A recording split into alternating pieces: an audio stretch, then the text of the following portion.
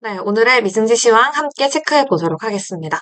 오늘 제일 핵심은 전일에 이어서 기술주 중심의 매도세가 나온 건데요. 기술주에 대한 매도세가 나온 이유 함께 파악해 보도록 하겠습니다. 전일에 이어서 오늘 역시 다우존스만 소폭 상승을 했고요. 그 외의 섹터들은 하락하는 모습이었는데요. 기술주 중심으로 약세가 최근 계속해서 이어지고 있습니다. 핵심은 MIT 보고서의 영향이 나오면서 반도체 종목들이 크게 하락하는 모습이었고요. 전일 샘 알트먼의 발언까지 함께 더해지는 모습이었습니다. 여기에 더해서 마진 부채까지 사상 최고가를 기록하면서 청산 리스크 우려가 전일, 오늘 이틀 연속 상승하고 있는데요. 비트코인이든 주식이든 이 상방에서 롱 포지션이 청산이 나오고 있고요. 함께 시장에 대해서 추가 하락 요인까지 거론되고 있습니다. 다만 오늘 장 후반에는 반발 매수세가 함께 들어오기도 했는데요. 지금 전반적으로 잭슨홀 경계 심리까지 함께 더해지고 있습니다. 시장에서는 최근 지난주까지 상승이 그래도 이어졌던 이유는 금리 인하에 대한 기대감 때문이었는데요. 지금은 간밤 CME 페드워치 기준으로도 금리 1회 인하에 대한 기대감이 81%까지 하락했고요. 제롬 파월 연준 의장 역시 비둘기인지 매파인지 정확하게 확인할 수 없는 상황 속에서 올빼미파라고 하죠. 이도 저도 아닌 명확한 발언을 하지 않을 수도 있다는 경계감까지 함께 들어오고 있는 상황입니다. 특히나 FOMC 의사록을 간밤에 확인했는데요. 고용보다 인플레이션이 더 중요하다라고 이야기하면서 시장에서는 금리 인하에 대해서 조금 더 늦춰지는 거 아닌가라는 두려움이 더해지기도 했습니다. 연준 위원들도 관세 영향을 더 봐야 한다라고 이야기한 만큼 파월 연준 의장이 내일 한국 시간 기준 있을 마지막 제스노 미팅 회의에서 어떤 내용을 이야기하게 될지 시장은 두려움이 커지고 있는데요. 이렇게 의사록이 공개가 되자 이 트럼프 대통령은 본격적으로 파월 연준 의장을 비판하고 나섰습니다. 이 해당 클립 같은 경우에는 트럼프 대통령의 SNS에 올렸던 글인데요. 누군가 제롬 툴레이 파월에게 주택 산업에 매우 심하게 해를 끼치고 있다고 알려줄 수 있냐라고 올렸죠. 단순히 제롬 파월 연준 의장의 굉장히 뒤늦은 금리 인하 정책, 아직 나오지 않은 금리 인하 정책으로 인해서 시장에서는 굉장히 큰 충격을 받고 있다라고 전반적인 여론몰이를 하고 있는 모습 나타나고 있습니다. 무엇보다도 시장에서는 금리에 대한 불확실성도 하방 압력을 주고 있지만 덧붙여져서 AI 시장에 대한 거품론까지 함께 거론되고 있는데요. 먼저 어제 나왔던 이슈부터 함께 체크해 보겠습니다. 샘 알트먼은 전일 시장에 충격을 줬던 발언을 이야기했죠. AI 투자리 과열되고 있어서 닷컴 버블의 전철을 밟을 수도 있다라고 경고했는데요. 하지만 해당 부분에 있어서는 다시 한번 재검증이 필요한 발언이 있습니다. AI 전반적으로, 반도체 전반적으로, AI 산업 전반적으로 앞으로의 방향성에 대해 의심하는 발언이 아니었고요. 샘 알트먼의 오픈 AI 소속 직원들이 새롭게 창업한 AI 회사들에 대해서 비판하는 발언들을 이야기하기도 했었죠. 해당 회사들을 비판하면서 정말 실체가 없는 투자만 받고 있는 회사들이 굉장히 많다라고 이야기하면서 오픈 AI가 결국은 최고다. 우리 회사 같은 기업들에 투자를 해야 한다라고 이야기했던 본인들에 대한 본인 회사에 대한 자화자찬 발언이었다라는 점 체크하고 넘어가시면 좋을 것 같습니다.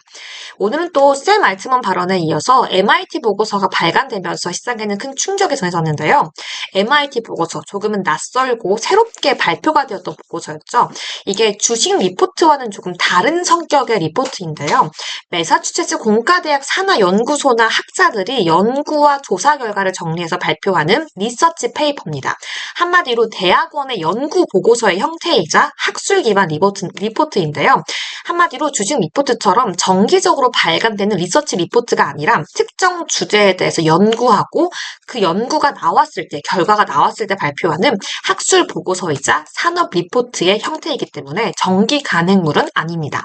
이렇게 홈페이지에 들어가면 해당 리포트의 전문을 보실 수가 있는데요. 한 줄로 요약하면 사실 AI에 대한 내용들 자체에 대한 불확실성의 핵심은 아니었습니다. 사실 이 리포트가 이야기하고자 하는 그 핵심 내용은요. 지금의 인터넷 주소 체계는 앞으로 수조 개의 AI 에이전트들을 관리하기 어렵게 될 거기 때문에 앞으로 AI를 위한 전용 주소록과 신원 증명 시스템을 만들어서 AI들이 인터넷에서 안전하고 효율적으로 협력할 수 있는 기반을 마련하자는 내용이었는데요. 그래서 결국 이 MIT에서 이야기하고 있는 또 진행하고 있는 연구인 난다 프로젝트가 뭔지 함께 체크할 필요성이 있습니다. Network Agent and Decentralized Architectu라는 뜻인데요. 네트워크화된 에이전트와 탈중앙화된 아키텍처. 한마디로 엔비디아나 빅테크 같은 한 기업이 AI를 장악하는 미래가 아니라 다양한 기업들이 AI를 동시에 만들어서 탈중앙화된 마치 비트코인 같은 형태의 AI에 대한 방향성이 필요하다라고 이야기하고 있습니다. 그렇다면 이 MIT 보고서가 왜 시장에 큰 충격을 줬을까요? 더 제너레이티브 AI 디바이드라는 보고서가 발표가 되었는데요. 이 보고서에 따르면 기업들이 진행한 생성형 AI 프로젝트의 약 95%가 현재 뚜렷한 재무 성과를 내지 못하고 있다라고 비판했기 때문입니다. 하지만 여기서 핵심을 좀 아셔야 하는데요. AI가 문제인 게 아니라 이 실패의 이유가 AI 기술력이 문제여서가 아니라 기업 내부의 시스템의 한계, 조직 문화의 한계, 인력과 역량의 부족 등 적응력의 문제가 크다고 지적했습니다. 한마디로 AI의 방향성과 기술력의 문제가 아니라 해당 하나하나의 기업들이 아직은 완전한 기업으로서 갖춰지지 않고 있다라고 한 내용이었는데요. 관련된 두 가지 이슈가 거론되면서 AI 관련된 기술주들에 대한 성장성의 의문이 커진 하루였지만 본질을 하고 난다면 AI 자체의 문제가 아니라는 점은 확인해 볼 수가 있었습니다. 특히나 최근 미증시 자체가 S&P 500 쏠림과 시장의 변동성에 대해 좀 체크해 봐야 될 것 같은데요. 일부 종목들에만 힘이 쏠려 있어서 시장 체력이 조금 약해지고 있습니다. 오늘도 아까 언급해 드렸던 것처럼 마진 부채 역시 사상 처음으로 1조 달러를 넘어서면서 위험이 커지고 있는데요. 과연 이런 경기 걱정들 그리고 청산 위험 속에서 금리 인하 기대 내일 키워줄 수 있을지 함께 점검해 봐야 될 것 같습니다. 또한 트럼프 대통령은 풍력이 세기의 사기다라고 말하기도 했는데요. 풍차와 태양광을 건설하고 전력을 공급하는 모든 주에서 오히려 전기와 에너지 비용이 훨씬 더 기록적으로 증가하고 있다라고 이야기하면서 태양광과 풍력 섹터의 조정을 만들어낼 수 있다라는 해당 내용들을 SNS에 게시하기도 했습니다. 이렇게 간밤 미증시 마감했는데요. 추가적으로 미증시에서 체크해 봐야 될 내용은 빌 게이츠가 한국에 방한을 했죠. 보건 바이오, 의료 AI, 원전 에너지까지 함께 이야기할 것으로 알려져 있기 때문에 빌 게이츠에 대한 방한 내용 체크해 보셔야 될 것 같고요. 어제 개막했던 잭슨홀 컨퍼런스 한국 시간 기준으로 내일 제롬 파월 연준 의장의 발표가 있을 예정인데요. 해당 내용들에서는 어떤 내용이 나올지 함께 체크해 보셔야겠습니다. 마지막으로 미증시에서의 이야기는 아니지만 삼성전자의 엔비디아 HBM4 샘플 합격 소식을 함께 체크해 봐야 될 것 같은데요. 단독 기사가 올라왔죠. 삼성전자의 HBM4가 양산을 임박했다라는 소식. 최근 삼성전자 관련된 호재가 끊임없이 들려오고 있는데요. 여기에 대해서도 한 가지 설명드리도록 하겠습니다. 전반적으로 반도체 파운드리에서는 샘플 3단계가 있는데요.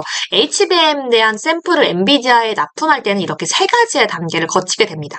흔히 FS, ES, CS 세 가지 단계를 거치게 되는데 첫 번째 단계인 FS 같은 경우에는 펑셔널 샘플 단계입니다. 한마디로 이게 제대로 된 제품인지 이 기준에 충족하는지를 확인하는 기본 기능 확인 단계고요. 두 번째는 ES 단계입니다. 한마디로 엔지니어링 샘플 단계라고 하고 있는데 이게 정말 전원에 잘 연결이 되는지 다른 메모리에 호환이 되는지 아는 엔지니어링의 한계와 성능 호환점을 잡는 단계입니다. 마지막은 CS 단계로 고객 자격부터 양산 스펙 확정을 하는 단계인데요. 지금 삼성전자가 보도한 단독 기사 내용은 이 ES 단계로 알려져 있습니다. 아직은 완벽하게 스펙을 확정한 단계는 아니기 때문에 양산까지 이뤄지기에는 추가적인 시간이 필요하다는 내용까지 함께 체크해 보시면 좋을 것 같습니다. 네, 이렇게 미증시 내용부터 삼성전자의 HBM 관련된 이슈까지 함께 체크해 봤는데요. 여러분들이 시장 대응하실 때 도움이 되었기를 바라면서 여기까지 마무리해 보도록 하겠습니다. 감사합니다.